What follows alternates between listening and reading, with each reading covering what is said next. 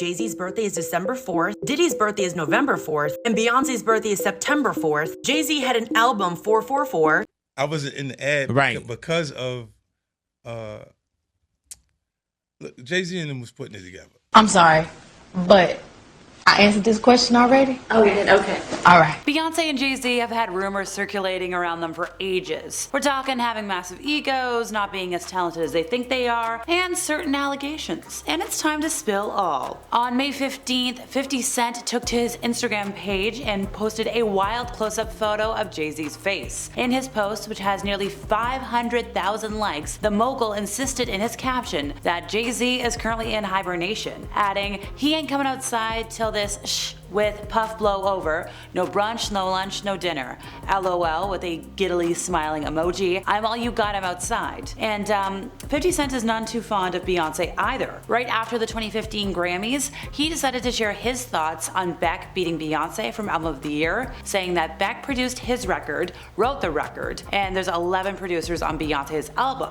He mentioned that Kanye, being a producer and a writer, should see that. With Oprah, when it comes to her success story and Jay-Z's, they have a lot in common. They both come from poverty-stricken backgrounds, both have built incredible careers in entertainment, they have great legacies, and have more than $1 billion to show for their hard work. In many ways, they relate in terms of struggle and success, except for when it comes to one thing, a one-word ethnic slur that is often used by Jay-Z. In a 2009 interview, Oprah told the rapper, "When I met you a few years ago, we discussed our disagreement over the use of the N-word and misogynistic lyrics in rap music. Do you believe that using the N-word is necessary?" To which Jay-Z replied, "Nothing is necessary, it's just become part of the way we communicate. My generation hasn't had the same experience with that word the generations of people before us had. We weren't so close to the pain. So in our way, we disarmed the word. We took the fire pin out of the explosive." So with Wendy Williams, well, this incredible talk show host prides herself on keeping it real during hot topics. She couldn't avoid the sting from Beyonce fans when she criticized the singer's preview for Life is But a Dream way back. She mentioned, "I am a Beyonce fan. I'm going to be watching this documentary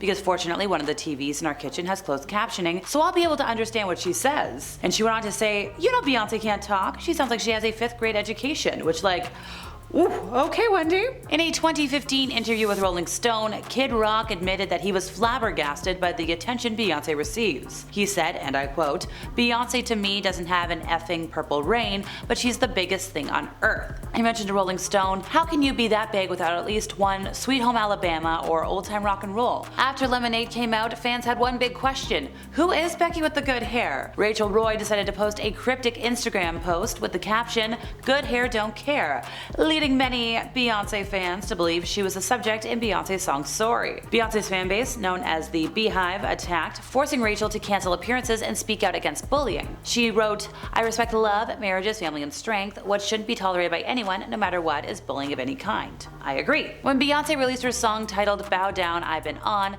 Kisha Cole was not impressed. She said, "Can't stand when people are all self-righteous. When it's convenient, it makes them look good. LMAO, but can still talk when convenient." To FOH, this was a tweet by the way. "First women need to stick together, now B, he's better bow. SMH, but it's all G. Chicks stay, doing as they are. When I speak my mind, it's a prob." Guitar legend Carlos Santana made headlines after sharing a few thoughts about Beyonce's 2017 Grammys experience, saying, "With all respect to our sister Beyonce, she's very beautiful to look at. It's more like a modeling kind of music to model a dress." He said this to the Australian Associated Press. "She's not a singer, with all respect to her." Well, soon after that, Carlos's Instagram page was flooded with bee emojis by Beyonce's fans, and he would later clarify his comments on Facebook, saying his intent was to congratulate Adele on her amazing night at the Grammys. "My comment about Beyonce was regretfully taken out of context." He explained that he has the utmost respect for her as an artist and a person, and she deserves all the accolades that come her way. "I wish Beyonce and her family all the best." When Jay-Z was starting out in the music business, one of the people who worked so hard for him to rise to stardom was Damon Dash. Word around the streets is that Dash possibly believed in Jay-Z more than he believed in himself. Now, these two had a public falling out, and for someone who worked so hard to see the rapper climb to the top, he seems to have little to no memory of the good times at all. In an interview on the No Jumper podcast, the host brought up Jay-Z,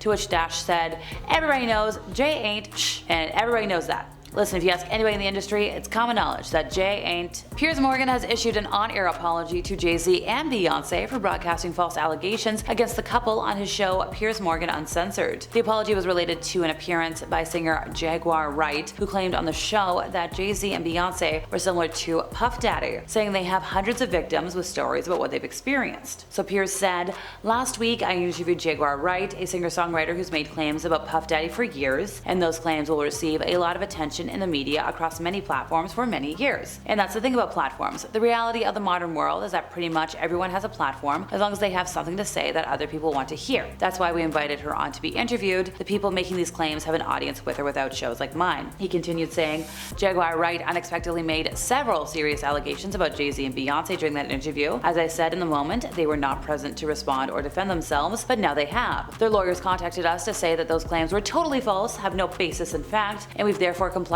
with the legal request to cut them from the original interview. Editing interviews is not something we do lightly on a show called Uncensored, but like the proverbial cries of fire in a crowded theater, there are legal limits on us too, and we apologize to Jay-Z and Beyonce. So during her interview, Wright took aim at both Puff Daddy and at Jay-Z, calling Jay-Z and Beyonce a nasty couple who do nasty things. She claimed these things include keeping people against their will, putting people on planes while they're unconscious, just like Aaliyah got on that plane unconscious. There is a lot that people don't want to talk about, Piers. Wright told Morgan, "For 4 years I've been screaming, not just Puffy, but Puffy and Jay-Z are monsters." She said that Jay-Z starts little fires everywhere, forces everyone involved to go and carry water while he sneaks away without a response, before comparing him to some really awful folks in Hollywood that I can't say by name. And that's all for today, folks. See ya!